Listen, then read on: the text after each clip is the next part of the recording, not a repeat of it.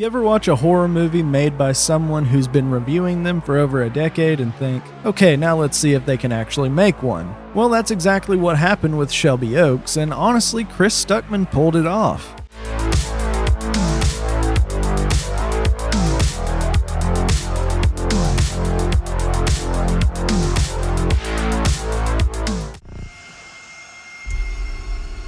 You live alone out here?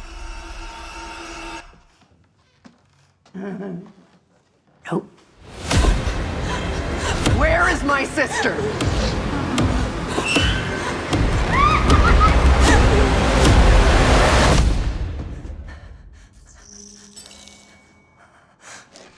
Riley.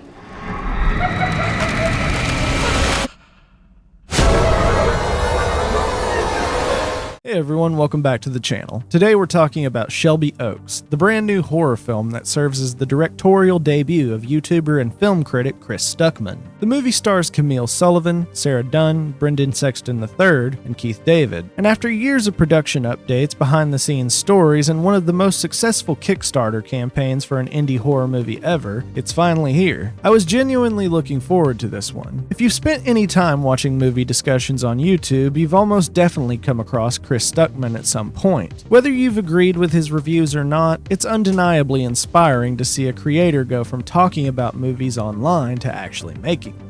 And with a wide theatrical release, no less. And the good news, Shelby Oaks turned out really solid. It's not a game-changing reinvention of the genre, but it is a well-crafted, confident, and atmospheric horror story that shows Stuckmann knows his stuff behind the camera. Before we get into the story, if you enjoy horror movie reviews and breakdowns like this one, make sure to like the video, subscribe to the channel, and turn on notifications so you don't miss any of my upcoming reviews. I cover everything from big theatrical releases to indie horror gems every week. So the story of Shelby Oaks follows Mia, played by Camille Sullivan, who's been haunted for years by the mysterious disappearance of her sister Riley, a member of a group of paranormal investigators known as the Paranormal Paranoids. When new footage surfaces suggesting that Riley might still be alive, Mia sets out to uncover the truth. What she finds is a disturbing web of old tapes, haunted locations, and a growing sense that something dark and demonic is following her every move. It's part mystery, part found footage horror, and part psychological descent, all blended together into a really tight and suspenseful experience. The first thing that stands out about Shelby Oaks is its atmosphere and tension. This movie lives in that slow, uneasy space where lighting, sound design, and silence work together to make you squirm in your seat. There are long, drawn-out sequences that just build and build without any cheap tricks, and it's honestly impressive how effectively Stuckmann handles suspense. You can clearly tell he spent years studying what makes horror tick.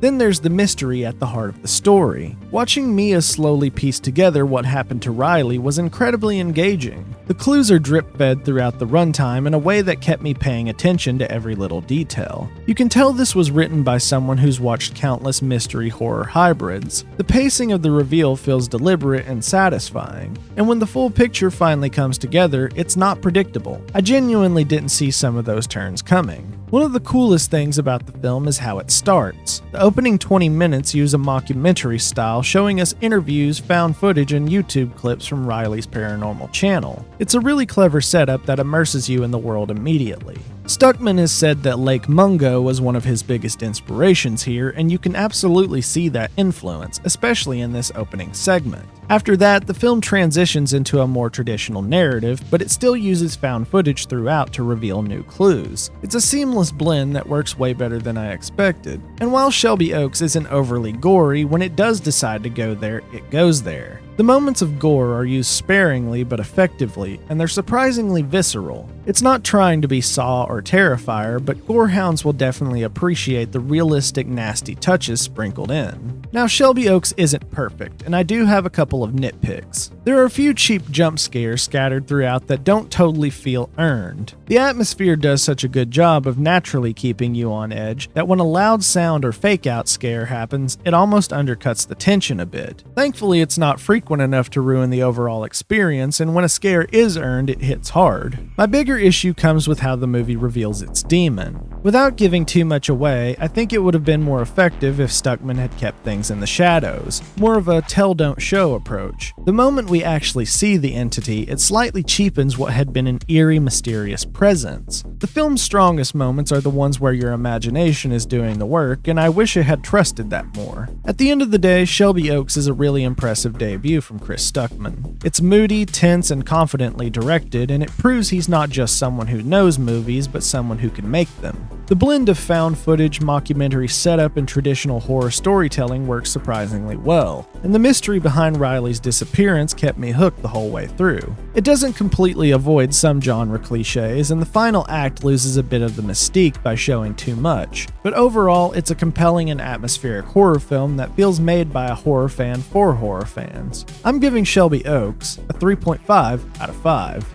And if this is the start of Chris Stuckmann's directing career, I'm honestly really excited to see what he does next. You can tell there's passion and genuine love for the genre behind every frame. But that's just my take. What did you think of Shelby Oaks? Did it live up to the years of anticipation, or were you hoping for something scarier? Let me know your thoughts in the comments below. And if you enjoyed this review, don't forget to like the video, subscribe to the channel, and turn on notifications so you don't miss my next horror review. Thanks for watching, and I'll see you guys in the next one.